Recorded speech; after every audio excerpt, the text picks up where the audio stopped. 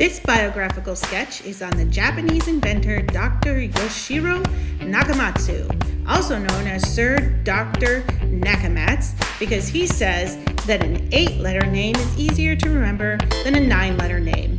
He also added the capital M to be more memorable and command attention.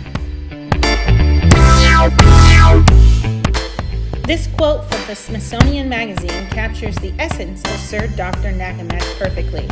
This now 92-year-old has created many inventions over his lifetime.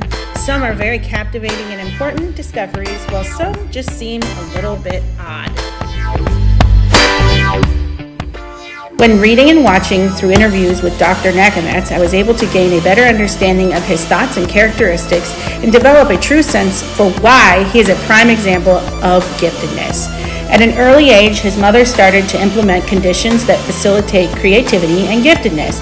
She permitted his own creativity to emerge and valued and modeled intuitive behavior. According to Gardner, in Growing Up Gifted, he suggests the quality of these earlier years is crucial. Individuals who ultimately make creative breakthroughs tend, from their earliest days, to be explorers and innovators, never satisfied to follow traditional paths. Dr. NakaMats is adamant that his spirit of invention is neither wealth nor publicity. "My spirit is love," he says. NakaMats creates inventions based on what he feels is a necessity, and he embraces his capital of creativity. Although Dr. NakaMats received a Japanese patent in 1952 for the floppy disk, it is disputed by IBM that their own team of engineers developed the device in 1969. Still, to avoid conflicts, they arranged for licensing agreements with him in 1979.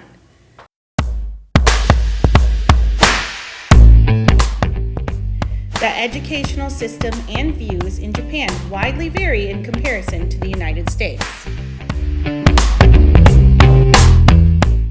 I read an interview with Dr. NakaMats by Sheik Thomas and found it very eye-opening in the stark difference between teaching methods shared.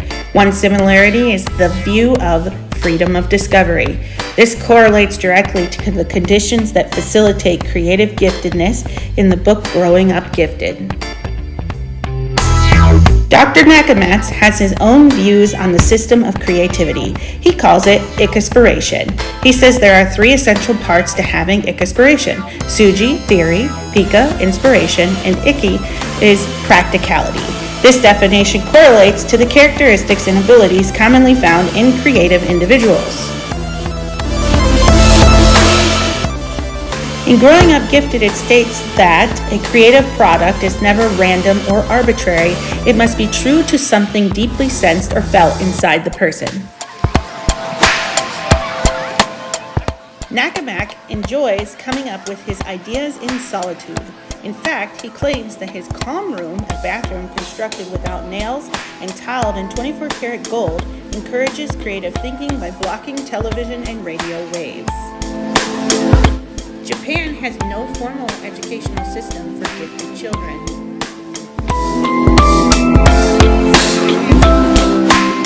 By the 1930s, Hollingsworth included the arts, drawing, mechanical aptitude, abstract knowledge, and leadership to the definition of giftedness.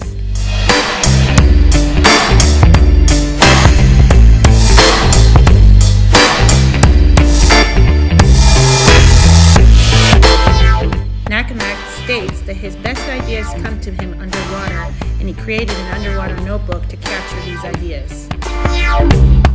NakaMats displays a high level of intellectual and creative ability. Adults must understand, value, and encourage the expression of this creative ability. Since there is little to no information on Dr. NakaMats' education history, most of these strategies are based on the observations made on his adulthood. However, these are the strategies I would implement based on his attributes displayed throughout this presentation. Dr. Yoshiro Nakamatsu has never had a formal IQ assessment.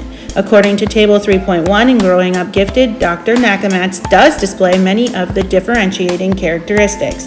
He displays unusual interests and curiosity and has the ability to generate original ideas and solutions. He is usually intense and has a persistent goal-directed behavior.